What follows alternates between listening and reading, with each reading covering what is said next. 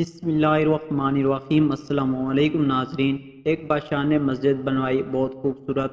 اس کی بیٹی نے کہا تھا جب مسجد بن جائے گی تو میں وہاں 2 نفل ادا کرنا چاہتی ہوں۔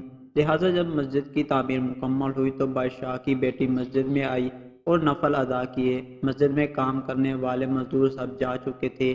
ایک لڑکا ابھی فارغ ہو رہا تھا کہ سب چلے گئے اور وہ اس وقت وہیں تھا، مگر کسی کو معلوم نہیں ہوا اور اس نے شہزادی کو نفل ادا کرتے ہوئے دیکھ لیا۔ اس لڑکے کو وہ منظر بہت خوبصورت لگا۔ سب کے جانے کے بعد وہ گھر گیا، لیکن اس کی آنکھوں سے وہ منظر اوجھل نہیں ہو رہا تھا۔ اس نے اپنی والدہ کو بتایا اور کہا، میں شہزادی سے شادی کرنا چاہتا ہوں، آپ بادشاہ کے پاس رشتے کے لیے جائیں۔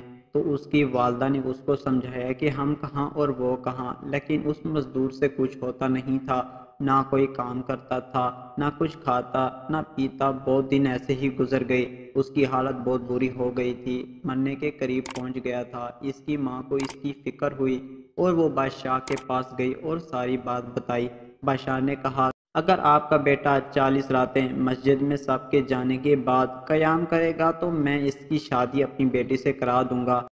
لڑکے کی والدہ نے گھر جا کر اپنے بیٹے کو بتایا اور وہ مان گیا۔ بادشاہ نے اس کی نگرانی کے لیے بھی کہا تھا کہ اگر کسی ایک رات بھی وہ نہیں آیا تو شادی نہیں ہوگی۔ لڑکا ہر رات مسجد خالی ہونے کے بعد نمازیوں کے جانے کے بعد قیام کے لیے جاتا، حتیٰ کہ 40 راتیں گزر گئی، بلکہ کئی اور راتیں گزر گئی، لیکن لڑکا بادشاہ کے پاس نہ گیا۔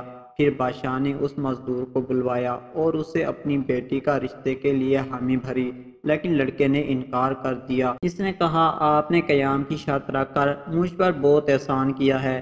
جو سکون مجھے سجدوں میں ملا وہ کسی شے میں نہیں ہے، اور مجھے سمجھ آیا کہ مجھے محبت آپ کی بیٹی سے نہیں، اس کے اپنے رب کے حضور حاضر ہونے سے اس منظر سے ہوئی تھی۔ اب جو مجھے مل گیا ہے اس کا موازنہ دنیا کی کسی شے سے نہیں کیا جا سکتا۔ یہ کہہ کر وہ لڑکا چلا گیا۔